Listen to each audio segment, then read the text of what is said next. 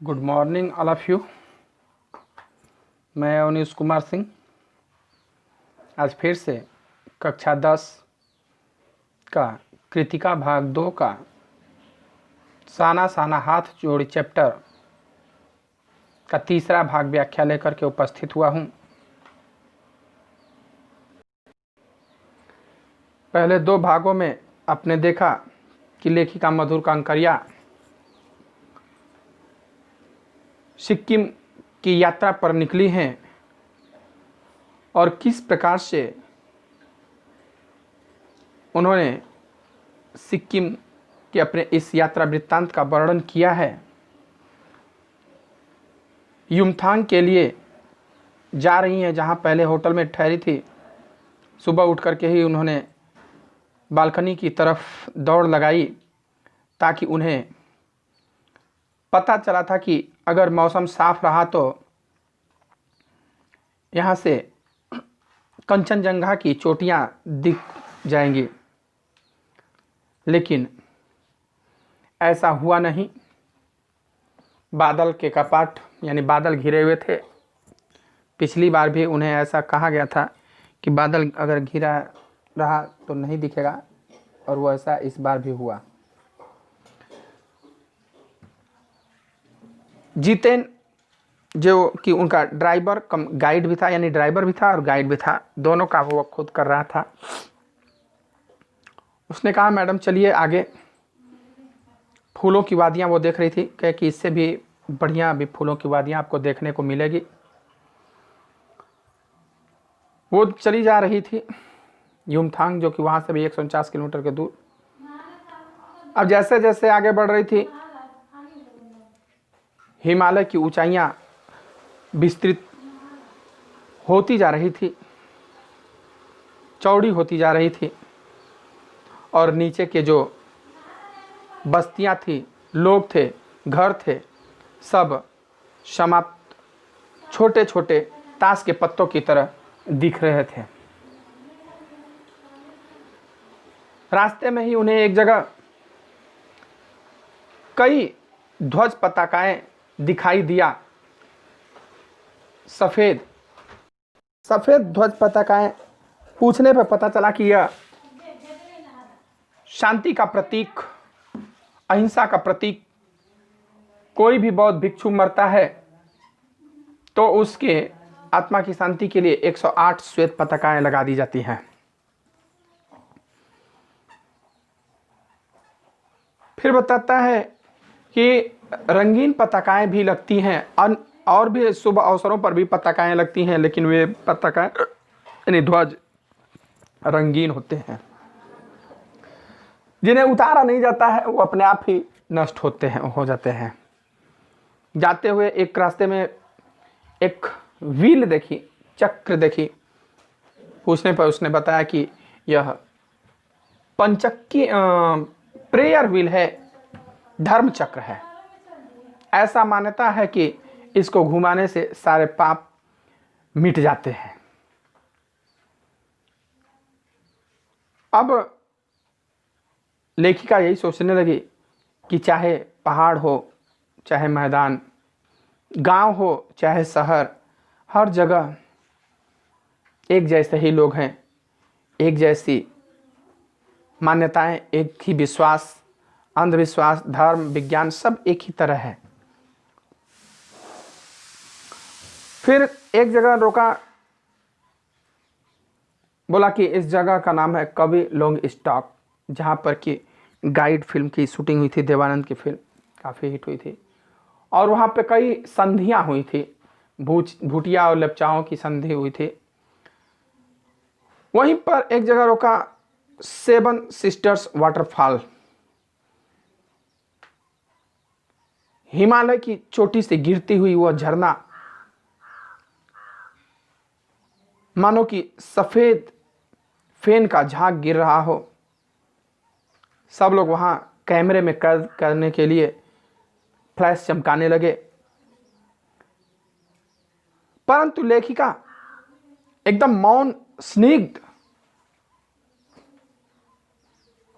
वहीं बहती तीस्ता नदी के जलधारा में पांव को डुबोया और भीतर तक भीग गई और चाहती थी कि यह सारा दृश्य, सारा परिदृश्य मैं अपने अंदर समेट लूं। जीवन की अनंतता का प्रतीक वह झरना, यानी जिसका अंत न हो। अद्भुत अनूठे क्षणों में मुझ में जीवन की शक्ति का एहसास हो रहा था। यहां तक हुआ था पिछले 2 वीडियो में, आज तीसरा भाग लेकर के, क्योंकि इस कदर प्रतीत हुआ जैसे मैं स्वयं देश काल की सरहदों से दूर बहती धारा बहने लगी हूं। यानी पंछी, हवा, नदी, पानी, इनको कोई भी देश, जाति, धर्म, संप्रदाय का सीमा नहीं रोक सकता है। मतलब ये सबसे ऊपर उठ करके रहना चाहती है। भीतर की सारी तामसिकताएं और दुष्ट वासनाएं इस निर्मल धारा में बह गई। तामसिकताएं यानी तमोगुण से युक्त तामसिक यानी बुरी शक्तियां और दुष्ट वासनाएं, दुष्ट इच्छाएं इस स्वच्छ जल में बह गई। मन हुआ कि अनंत समय तक ऐसे ही बहती रहूं, सुनती रहूं इस झरने की पुकार को, पर जितेन मुझे ठेलने लगा आगे इससे भी सुंदर नज़ारे मिलेंगे। अनमनी सी उठी मैं, मतलब उठने का मन नहीं कर रहा था। थोड़ी देर बाद ही फिर वही नज़ारे आंखों और आत्मा को सुख देने वाले।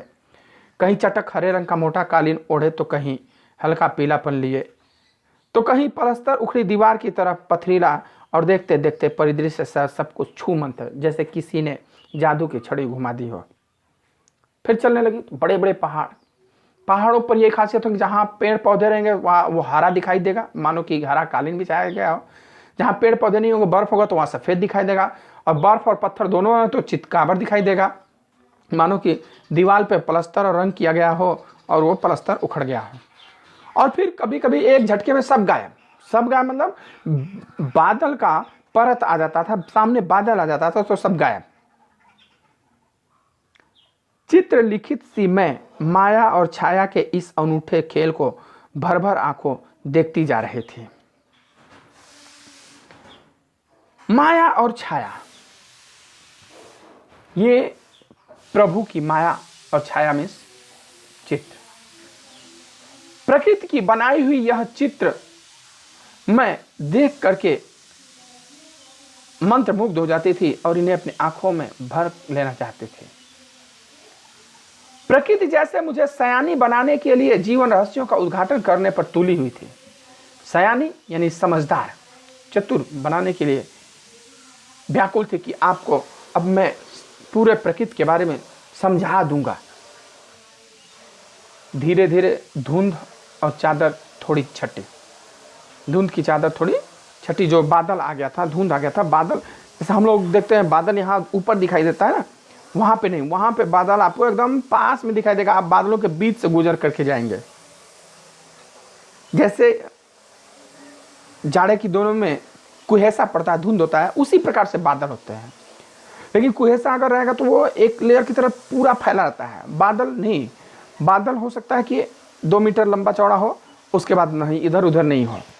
उस तरीके से जैसे आसमान में हम बादल देखते हैं, बादल का टुकड़ा, उसी तरह धुंध का टुकड़ा वहाँ होता है। उसके बीच से आप निकल जाएंगे तो थोड़ी सी आर्द्रता आ जाती है, जिस प्रकार से हम कुहेसे में से चल करके कहीं से आते हैं।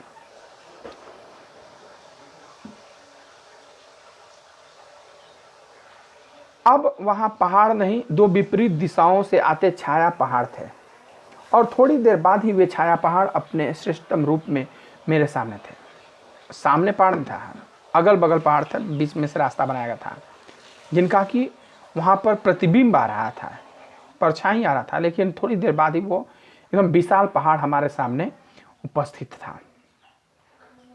जीप थोड़ी देर के लिए रुकवा दी गई। मैंने गर्दन घुमाई, सब और जैसे जन्नत बिखरी पड़ी थी। जन्नत अर्थात स्वर्ग। नजर घुमाया इन्होंने तो लगा कि चारों तरफ स्वर्ग, पूरा साफ सुथरा, बर्फ तो नहीं था अभी वहां पे, लेकिन हरियाली थी, साफ सुथरा था। अपने को निरंतर दे देने की अनुभूति कराते पर्वत, झरने, फूलों, घाटियों और वादियों के दुर्लभ नजारे। वहीं कहीं लिखा था थिंक ग्रीन, यानी कि ये प्रकृति अपना सर्वस्व हम पर न्यौछावर कर देता है, लेकिन हम अपनी आवश्यकताओं को, हम अपने इच्छाओं को पूरी करने के लिए प्रकृति का दोहन करते चले जाते हैं। तो वहां स्लोगन लिखा था थिंक ग्रीन, हरियाली के बारे में सोचिए, अर्थात पेड़ों को मत काटिए, पेड़ ज्यादा से ज्यादा लगाइए। फिर देखिए आश्चर्य, पल भर में ब्रह्मांड में कितना कुछ घटित हो रहा था। सतत प्रवाहमान झरने, नीचे वेग से बहती तीस्ता नदी, यानी कि वहां पल पल में परिदृश्य बदल रहा था। सतत प्रवाहमान झरने जो कि निरंतर बहते झरने, नीचे बहती तीस्ता नदी, सामने उठती धुंध, ऊपर मंडराते आवारा बादल, मध्यम मध्यम हवा में हिलोरे लेते प्रियता और रोडेंड्रो के फूल, सब अपनी अपनी लय, तान और प्रवाह में बहते हुए चैरवेती चैरवेती, और समय के इसी सतत प्रवाह में तिनके सा बहता हमारा वजूद। चैरवेती चैरवेती का मतलब चलते रहिए, गतिमान रहिए। वो सब हमको यह बताते हैं कि जीवन गतिमान है, जहां रुका जीवन समाप्त। प्रकृति भी गतिमान है, चाहे हम तीस्ता नदी को देख के आए हों, चाहे झरनों को देखे हों, चाहे पहाड़ों के को देखे हों, सब में कुछ न कुछ परिवर्तन है, अर्थात चल रहे हैं। चल रहे हैं तभी हमारा वजूद है, अस्तित्व है। रुके तो खत्म, हमारा वजूद खत्म। जब तक हम चल रहे हैं, जब तक हम बोल रहे हैं, जब तक हम कुछ कर रहे हैं, हमारा पहचान है।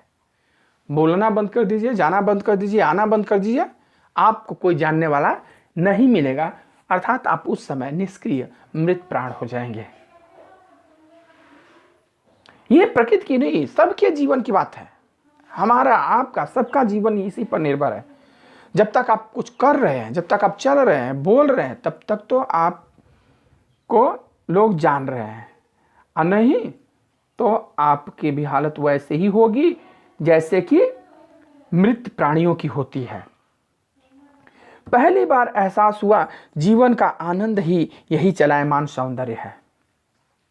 कहा कि पहली बार ये हमें लगा कि जीवन का जो आनंद है वो गतिमान सौंदर्य है। जब तक हम चल रहे हैं, आनंदित हैं, रुके दुखों से भर जाएंगे। संपूर्णता के उन क्षणों में मन इस बिखरे सौंदर्य से इस कदर एकात्म हो रहा था कि भीतर बाहर की रेखा मिट गई थी। आत्मा की सारी खिड़कियां खुलने लगी थी। मैं सचमुच ईश्वर के निकट थे। सुबह सीखी प्रार्थना फिर होठों को छूने लगी, साना साना हाथ जोड़ी, कि तभी वह अति इंद्रिय संसार खंड खंड हो गया। वह महाभाव सूखी टहनी सा टूट गया। एकदम प्रकृति के उस मनभावन दृश्य में वो खो गई थी। आंखें मूंद करके प्रकृति का वह नजारा देख रही थी, और उस समय वो प्रार्थना याद कर रहा था। साना साना हाथ जोड़ी, छोटे छोटे हाथों को जोड़ करके मैं, हे भगवान, हे ईश्वर, आपसे प्रार्थना करता हूं कि तभी कुछ ऐसा उन्हें नजर आया, कुछ ऐसा उनके सामने से गुजरा कि वो सारी अतीन्द्रता टूट गई। वो सारा सुंदरता छटा खत्म हो गया।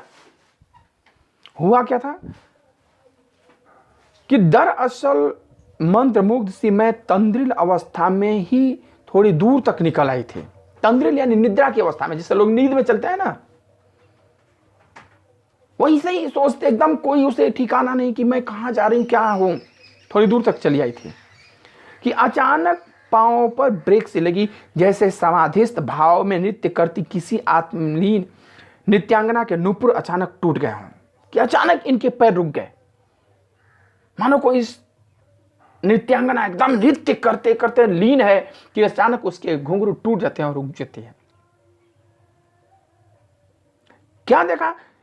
इन्होंने देखा कि इस अद्वितीय सौंदर्य के निरपेक्ष जो सौंदर्य अद्वितीय यानी कि जिसके समान दूसरा ना हो, उस सौंदर्य से निरपेक्ष अलग, निरपेक्ष में सड़क। कुछ पहाड़ी औरतें पत्थरों पर बैठी पत्थर तोड़ रही थी। हम इस प्राकृतिक नजारा का दृश्य देखने आए थे और कुछ लोग अपने पेटों का पालन करने के लिए पहाड़ी औरतें पत्थर तोड़ रही थी। गुथे आटे सी कोमल काया पर, यानी कि खूबसूरत वो औरतें हाथों में कुदाल और हथौड़े लिए, कईयों की पीठ पर बंधी डोको, डोको एक बड़ी टोकरी होती है जो पहाड़ी औरतें अक्सर पीठ पे बांधी होती है, पहाड़ के लोग पीठ पे ही सामान लेकर के जाते हैं, या जो चाय पत्ती वगैरह तोड़ते हैं वो भी बांधते हैं, डोको बोलते हैं उसको, बड़ी टोकरी में उनके बच्चे भी बंधे होते थे। कुछ कुदाल को भरपूर ताकत के साथ जमीन पर मार रही थी। इतने स्वर्गीय सौंदर्य, नदी, फूलों, वादियों और झरनों के बीच भूख, मौत, दैन्य और जिंदा रहने की यह जंग। क्या बताइए, इतना सुंदर, इतना मनोहर, नदियों, फूलों, वादियों से भरा यह प्राकृतिक सौंदर्य, उसमें भी भूख, मौत, दैन्य यानी गरीबी और जिंदा रहने की यह जंग उन्हें पत्थर तोड़ने पर मजबूर करती है। मातृत्व और श्रम साधना साथ साथ, यानी कि काम भी कर रही हैं और बच्चों का पालन पोषण भी कर रही हैं, दोनों एक साथ चल रहा है। वहीं पर खड़े BRO, बोर्ड रोड ऑर्गेनाइजेशन संस्था है, कि एक कर्मचारी से पूछा मैंने, यह क्या हो रहा है। वहां एक अधिकारी था, कर्मचारी था, आर्मी वाले होते हैं BRO, उनका काम है बस रोड बनाना। उससे पूछा गया कि भाई यह क्या हो रहा है। तो उसने कहा कि चुलबाजी के अंदाज में, मजाक करने के अंदाज में, कि जिन रास्तों से गुजरते हुए आप हिम शिखरों से टक्कर लेने जा रही हैं, उन्हीं रास्तों को ये पहाड़ी ने चौड़ा बना रही है। क्योंकि जिन रास्तों से होकर के आप हिमालय से टक्कर लेने जा रही हैं, हिमालय का मार्गमर्दन करने जा रही हैं, उन्हीं रास्तों को ये चौड़ा कर रही है। बड़ा खतरनाक कार्य होगा। तब इनके मुंह से निकला कि तब तो बड़ा खतरनाक काम होगा यार। वह संजीदा हो गया। संजीदा हो गया मतलब गंभीर हो गया। अभी तो चुहलबाजी यानी मजाक के मूड में था, लेकिन अब गंभीर हो गया। कहने लगा पिछले महीने तो एक की जान भी चली गई थी। यानी पहाड़ तोड़ रहे हैं, कब पत्थर फिसल जाए, कब ऊपर से पत्थर फिसल जाए, इनके सर पे गिर जाए, ये खाई में गिर जाए, बचना नहीं है।